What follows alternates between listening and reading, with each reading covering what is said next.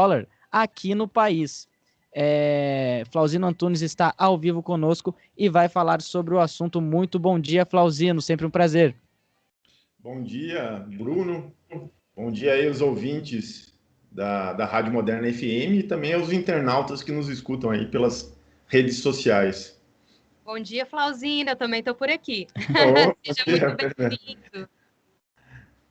Flauzino, vamos começar falando dessa possível votação, aprovação, né, da possibilidade dessa lei em que gera uma dolarização aqui da economia brasileira. Quais consequências isso traria para a economia? E quero que você explique também, aproveitando na sua visão de economia, traduza o que vai acontecer se isso for aprovado para a gente que é leigo no assunto. Bom, Bruno, Fernanda e ouvintes, isso me deixa muito triste, uma notícia dessa, né? Porque é um governo federal que se diz patriota e coloca em risco a soberania do país, que é ter a sua própria moeda, ter a sua condição própria para buscar sua independência econômica, buscar uma alternativa tão rasa, tão simples, tão emergencial, sem falta de planejamento, sem vontade de fazer alguma coisa de concreto para o povo brasileiro, que simplesmente dolarizar a economia, né? Não que essas contas sejam a dolarização da economia, mas dão indicativos para que isso seja um caminho, né? Então eles estão mostrando para o mercado internacional que o real não vale nada e o governo não está afim de fazer nada para que o real se valorize, né? Então isso me deixa muito triste, porque é a mesma coisa quando você está lá na sua família, você é uma criança e vai começando a ficar adolescente, você já busca a sua autonomia como pessoa, que seria uma autonomia política, e quando chega na fase adulta, você quer ter sua independência econômica, né? Cuidar com as suas próprias pernas, a sua vida, né? Enquanto você está dependente da economia dos seus pais, você fica meio engessado, não pode fazer tudo e tal, enfim. É isso que vai acontecer. A gente vai regredir, a gente vai ficar dependente mais ainda do dólar americano, né? Então isso é o que me deixa muito triste, né? Em vez da gente fortalecer o real, para a gente caminhar com as nossas próprias pernas, isso seria a melhor saída.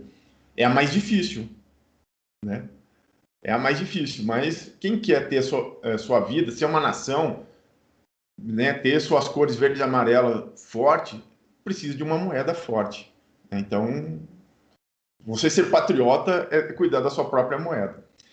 E quando você tem a possibilidade de ter contas em dólar, isso quer dizer o seguinte: para as pessoas mais ricas do país, quando eles estão com um ativo aplicado, um investimento, e está dando prejuízo, ou está um risco maior por causa do câmbio, está subindo e descendo, eles vão vender esses ativos e pôr em dólar num banco aqui no país. Isso é mostrar para todo mundo que não tem confiança na moeda nacional e quem, a camada mais pobre, a classe média baixa, não vai ter acesso a isso, não vai ser uma coisa benéfica para eles, né? E isso, não sei para que tanto, mas o Brasil já tem o sistema de contas abertas, né? Se você quiser ter uma conta no exterior em dólar, você pode usar aqui no Brasil e tal, e transferir, deixar alguma coisa lá fora. Então não precisava disso, né? Então isso aí é jogar a toalha, né? Falar que não está afim de fazer um esforço para ver o país crescer. Flauzino, então esse projeto de lei seria um caminho para a dolarização. E eu queria te perguntar para ver se a gente entendeu bem, né? E todo mundo que está ouvindo também. Eu queria saber se essa dolarização faz, né, com que os países que a adotam faz com que eles percam aí a sua autonomia financeira. Como você avalia isso? Sim, isso aí está claro. Você quer um exemplo dos nossos países vizinhos que dolarizaram a sua economia recentemente? Foi a Venezuela, né, que todo mundo fala que é um país comunista e tal, mas ela é atrelada ao dólar. E está na situação econômica que está. Não melhorou, não transformou a Venezuela num país rico. E a outra, mais antigamente, foi a Argentina, que colocou na Constituição uma regra falando que o peso argentino vale $1. E eles não tinham dólar suficiente para garantir isso. Houve uma crise e eles perceberam que eles, em vez de ficarem ricos sendo dolarizados, eles ficaram mais pobres, né? A gente vê aí o cenário de como que está a Argentina. E em outros casos de perda de soberania é a União Europeia. Vamos colocar assim, a grosso modo, os países do norte da Europa, a França, a Alemanha, elas comandam a moeda do euro, mais a Alemanha. Os países ao sul, como Grécia, Espanha e Portugal, quando precisaram de ter políticas econômicas para desenvolver o país, porque o desemprego estava alto, não tiveram condições, porque tinham que pedir bênção para a Alemanha, né? Porque o dinheiro, ele é o facilitador de você ter políticas de criação de emprego, de desenvolvimento e de um bom governo também, né? Porque é a moeda que financia o governo federal, estadual, no caso do Brasil, o federal, né? Então a gente não tem modelos assim muito bons nessa perda de soberania, né? Não temos nenhum bom exemplo nesse caso, né, ao redor do mundo. E eu queria perguntar para você, Flauzino, quais são as alternativas? A gente tem que fortalecer a moeda nacional, correto? E quais são as alternativas que temos? A gente sabe que não é o caminho mais simples, mas nem sempre, aliás, quase nunca é o caminho mais simples, né? Que leva um país aos seus dias mais prósperos. Quais são as atitudes que devem ser tomadas para fortalecer o real brasileiro, para a valorização realmente da nossa moeda? A primeira é a transação que o real tem com os outros países. E o que isso representa? Como que é medido isso? É a capacidade de produção interna bruta, né? O PIB. Se a gente começar a aumentar o PIB brasileiro em produtos industriais, até no agronegócio, na qual os países estrangeiros precisam comprar em real, ou trazer dólar e tal, e confiarem na produção nacional, é o que garante a nossa moeda forte. A gente tem uma política monetária responsável também, não tem inflação interna, é um indicativo também muito importante. Então, a gente tem, aí que está, né? A gente abriu mão agora do Banco Central. O governo federal não vai ter mais condição de ter uma moeda forte baseada nas políticas monetárias. Porque a gente fez uma coluna aqui no mês passado falando da autonomia do Banco Central.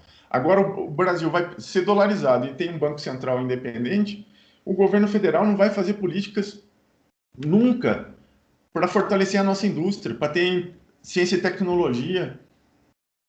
Porque uma das coisas que financia o governo é a emissão de moeda. E se a gente tem a nossa própria moeda, a gente vai poder financiar o nosso desenvolvimento. É isso que é o que deixa a gente assim empoderado, né? Ter essa autonomia. Momento de crise que nós estamos vivendo agora, crise econômica e sanitária, não precisa aumentar imposto, não precisa fazer políticas é só emitir moeda, porque a gente está com uma baixa atividade econômica, dá para emitir moeda e acelerar, né? Porque a moeda serve para o sistema capitalista como a gasolina para o carro. Conforme a gente tem estoque dentro do tanque e pode pisar mais o carro acelera. Então, a gente abrir mão disso é um tiro no pé, é uma visão muito horrível. Então, o que a gente vai abrir mão na hora que a gente vai para o caminho da dolarização? Da taxa de câmbio, né? Quando a gente precisa exportar mais, a gente desvaloriza o real e exporta mais. Ou quando precisa fazer ao contrário, a inflação está alta, valoriza o real, a gente importa menos, importa mais e tal, e faz uma competição interna, quer dizer, quando a inflação está muito alta, a gente tem políticas de juros, de emissão de moeda ou não, ou no momento de crise a gente tem política fiscal que a gente pode gerar emprego ou com a emissão de moeda. Então a gente vai abrir mão de tudo isso. E quem vai sofrer, Bruno e Fernando e nossos ouvintes, é o povo, porque quando a gente tiver um momento de crise, quem tem grana vai virar dólar, quem não tem vai sofrer, né? Então, e vai ter desemprego, e não vai ter questões de inflação, vai corroer aí o nosso poder aquisitivo. Flauzino, lembrando também aí das colunas que a gente já fez, a gente conversou sobre privatização de estatais, né? A gente falou aí sobre a Petrobras e tudo, e eu queria saber se a dolarização ela pode incentivar de alguma forma a privatização de estatais. Esse é o caminho. Porque quem já está no comando das estatais, quando você tem, principalmente na Petrobras que você citou, o governo federal do Bolsonaro colocou como conselho, é ele que nomeia os conselheiros, ele colocou os acionistas estrangeiros, né? Então, eles têm uma pressão muito alta na hora de redução de imposto e de dolarização, que para eles fica mais fácil fazer as transações, né? Então, e isso facilita a vida deles, né? De grandes bancos, grandes estrangeiros e tal, que estão preocupados com o seu lucro, né? E não perder. E isso vai acelerando, eles vão tomando conta e vão pressionando cada vez mais para que o governo ceda para eles essas pressões, né? Flauzino, e agora falando sobre essa votação, eu queria que você falasse também, né, sobre essa votação, porque no projeto, a Câmara dos Deputados, né, eles concluíram que a votação, o que ela propõe, é que ainda o Banco Central, que já está muito mais autônomo nos últimos tempos, né, nesse passado muito recente, é o Banco Central que decide ainda quais serão as empresas, empresários que vão poder ou não fazer, né? O texto diz isso no momento. Aí isso vai colaborar com aquilo que a gente está falando aqui, né? O Banco Central ele já está independente, né? Já foi aprovado aí, conforme a gente já conversou anteriormente. E agora vai ficar para o Banco Central decidir quem que tem mais pressão em cima do Banco Central, a partir do momento que ele não é governo. Não é quem vota, é os eleitores, o povo. Quando você vota num presidente da República, você acha que tem como pressionar ele para ele pressionar o Banco Central. Porque você faz parte do governo, você votou, você acredita, né, naquelas questões. Agora, quando você tira o governo, o Banco Central do governo, o governo já não tem mais ação. E se o governo não tem mais ação, o povo não tem mais ação. Então, quem tem mais poder em cima do Banco Central? Vai ser as grandes corporações.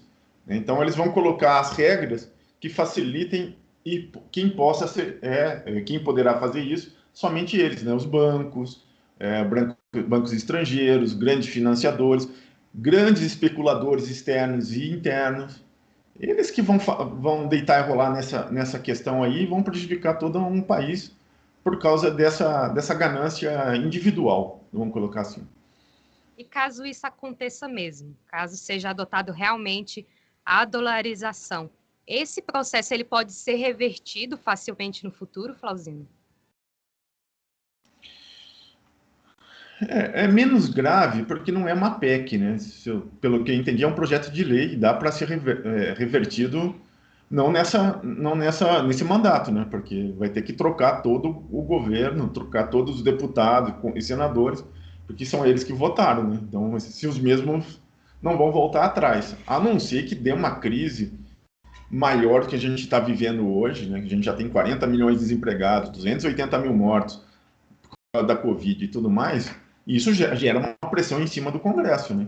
Que eles têm que começar a ver, então, como retroagir ou rever o que fizeram. Mas aí vai depender muito da vontade e união popular dos trabalhadores, da classe média, em ir para cima dos representantes eleitos no Congresso Nacional. Mas, assim, a grosso modo, isso aí só pode ser revertido com uma mudança de governo em 2022. Eu estou sendo meio pessimista, mas eu confio que o povo possa, depois de estar ouvindo o que a gente está falando aqui, começar a se conscientizar e ver o que está acontecendo, né? O que falta é muita falta de informação, né? Pois é, esse projeto de lei mesmo é um projeto de lei que está muito por baixo dos panos, né? Não se vê falar muito disso e é muito importante que o brasileiro saiba o que está acontecendo, porque a gente lê e são muitos termos econômicos difíceis, né? Enfim, termos técnicos, e para traduzir, né, para a linguagem do povo fica muito difícil. Então, eu acho importante esse serviço que você faz aqui para nós, né, com a coluna, porque ele traduz às pessoas o que realmente os políticos lá em cima estão querendo dizer, o que eles estão querendo realmente fazer, traz isso para a língua do povo. Eu estou com essa missão difícil, né? Porque esse termo, esse projeto, na verdade, é muito técnico, né? Muito econômico. Tem um economicês aí muito pesado, né? Um economicismo, vamos colocar assim. E traduzir isso é difícil. Perfeito, Flauzino. Tem mais algo que você queria falar? Eu deixo o espaço aberto para você também. Aqui agradeço muito a sua presença na Coluna Capital, sempre um prazer e é muito enriquecedor. A gente aprende muito com você aqui todas as quintas-feiras. Com certeza, eu também aproveito para agradecer, Flauzino. Você falou que está numa difícil missão, mas com certeza você tem cumprido muito bem até aqui. E quinta-feira que vem a gente já deixa o convite aberto, né, Bruno? Novamente a gente vai aí pensar juntos em um tema importante que a gente está trazendo aqui informação para todo mundo. Obrigada, Flauzino. Eu que agradeço, espero estar contribuindo, né, da melhor forma possível, para que os ouvintes, do modo geral, consigam entender o que está acontecendo. Essa é a minha missão nessa coluna capital aqui na rádio. E se Deus quiser, vamos estar aqui na próxima quinta-feira com mais uma coluna capital. Não deixa de seguir a gente lá no YouTube, né? Flauzino Antunes no YouTube, para poder compartilhar, curtir e debater comigo lá no YouTube. Tá certo, Flauzino. Então, até a próxima quinta. Um abraço. Até a próxima quinta. Até.